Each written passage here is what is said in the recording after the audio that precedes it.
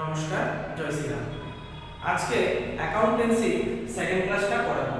যদি প্রথম ভিডিওতে প্রথম ক্লাসটা না দেখো তাহলে সেকেন্ড ক্লাসটা কিছুই বুঝতে পারবে না, ঠিক আছে? তো প্রথম দিন আমরা কি করিয়েছিলাম?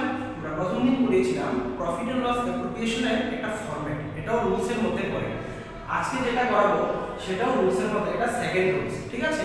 মানে প্রফিট এন্ড লস অ্যাপ্রোপ্রিয়েশনের মধ্যে আমাদের ফরম্যাটের মধ্যে যে আইটেমগুলো ছিল সেই আইটেমকে নিয়ে আরেকটা রুলস, ঠিক আছে? এই রুলসগুলি আগে আমার জানতে হবে, তাহলে কি আমি অঙ্ক করতে পারবো। তো দেখো, প্রথম অবস্থায় রুলস 1 এ কি বলেছে? Percentage not given of capital. Percentage যদি ক্যাপিটালের মধ্যে পার্সেন্টেজ না দেওয়া থাকে তাহলে আমরা কোনো সময় ধরবো না, ক্রস দিয়ে দিয়েছি। নেক্সট এ কি আছে? Percentage not given of loan.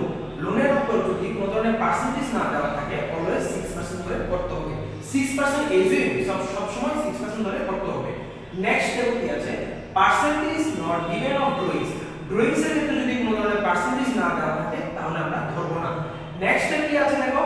Rate of given of drawings 6 month amount. যদি ড্রয়িংস এর ক্ষেত্রে কোনো ধরনের মান্থের কথা না বলে দেয় অলওয়েজ আমাদের 6 মান্থ ধরে করতে হবে, ঠিক আছে? তারপর দেখো next, when after charging such commission, যদি নরমালি কমিশন বলে যদি 6% হয় তাহলে আমরা কি লিখব? 6/100, কিন্তু আফটার সাচ কমিশন যখন বলে দেবে 6/106 হবে। ক্লিয়ার? এতটুকু পর্যন্ত আমাদের গেল ড্রয়িংস, লোন, ক্যাপিটাল, কমিশন দিয়ে, ঠিক আছে? এখন যেটা আসবে সেটা হলো ড্রয়িংস। দেখো ড্রয়িংস এর মধ্যে আমরা তিনটা পার্ট আছে, একটা 12 মান্থ ধরে, একটা কোয়ার্টার ধরে, একটা হাফ ইয়ারলি বেসিস ধরে। দেখো ড্রয়িংস এর ক্ষেত্রে 12 মান্থ যদি বিগিনিং অফ এভরি মান্থ হয়, বিগিনিং বলতে কি বুঝি? শুরু। আর যদি মিডল বা half of the every month হয় তাহলে 6/12, আর end of the every month হলে 5.5/12।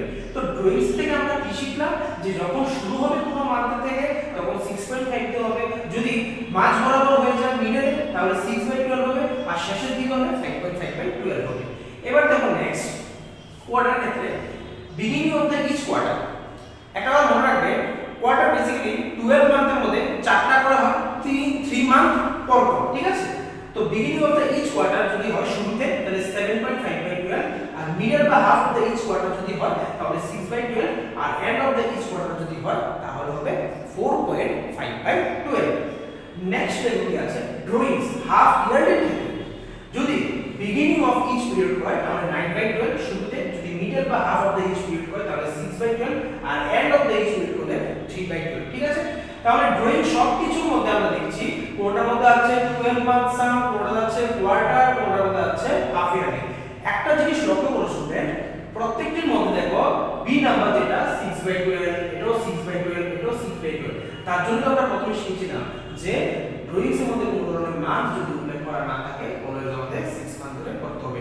তাহলে এই রুলসগুলো ভালো করে দেখবে, প্রথম যে ভিডিওটার মধ্যে ফরম্যাট করিয়েছি ওইটাও দেখবে, আর এই রুলসগুলো ভালো করে দেখবে।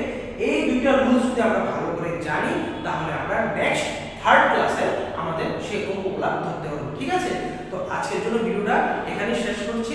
ভিডিওটা শেষ করার আগে আবারও বলবো তোমরা চ্যানেলটাকে অবশ্যই সাবস্ক্রাইব করে দেবে এবং শেয়ার করে দেবে। দেখো এডুকেশনাল চ্যানেল তো যত এটাকে শেয়ার করবে ততই এটা স্প্রেড হবে, ঠিক আছে?